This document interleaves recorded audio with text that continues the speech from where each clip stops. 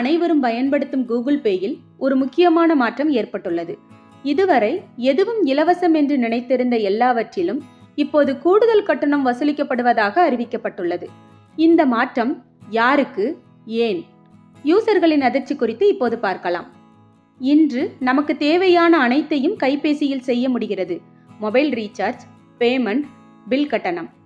வெறும் UPIயினால் என்ன செய்ய முடியாதது? இருந்தாலும் இனி இது எளிதாக நடக்கப் போவதில்லை. காரணம், கூகுள் பே இப்போது உங்களிடமிருந்து கூடுதல் கட்டணத்தை வசூலிக்க ஆரம்பித்துள்ளது.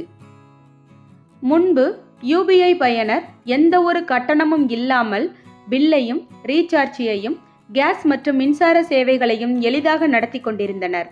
ஆனால் இன்று நாம் அறிவது என்ன? எந்த கட்டணமும் இல்லாமல் இருந்த கூகுள் பே, பேடிஎம் போன்ற செயலிகள் சின்ன சின்ன கட்டணங்களை தொடர்ந்து வசூலிக்க ஆரம்பித்துள்ளது. இப்போது கூகுள் பே என்ன செய்துள்ளது? சமீபத்தில் கூகுள் பே மூலம் மின்சார பில் கட்டும்போது ₹15 கூடுதல் கட்டணம் வசூலிக்கப்பட்டுள்ளது. இது தற்போது கிரெடிட் மற்றும் டெபிட் கார்டுகள் மூலம் செய்யப்படும் அனைத்து கட்டணங்களுக்கும் நடைமுறைப்படுத்தப்படுகிறது. இது 0.5% முதல் 1% வரை மாறுபடும். யூசர்களின் அதிர்ச்சி. இதுவரை இலவசமாக இருந்த சேவைகளில் கட்டணம் ஏன்?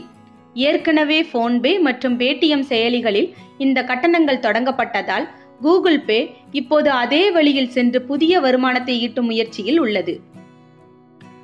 பர்ஸ் இல்லாமல், செல்போன் இல்லாமல் இப்போது நாம் எங்கும் வெளியே செல்ல முடியாது என்ற உண்மையை நாம் ஏற்றுக்கொள்கிறோம். இப்போது UPIக்கு எந்த கட்டணமும் இல்லாமல் இந்த சேவைகள் கிடைத்திருப்பது நாளடைவில் பணம் வசூலிக்க பெரும் பங்கு கொடுக்கும். நாம் கூகுள் பே, பேடிஎம் போன்ற செயலிகளை அதிகம் பயன்படுத்தினாலும் இப்போது இலவசம் இல்லாமல் கூடுதல் கட்டணங்களை சேர்க்கும் நிலையில் நாம் எதை எதிர்பார்க்க வேண்டும்? இன்னும் எந்த சேவைகளுக்கு இந்த கட்டணங்கள் சேர்க்கப்படும்? உங்கள் கருத்துக்களை பகிர்ந்து கொள்ளுங்கள்.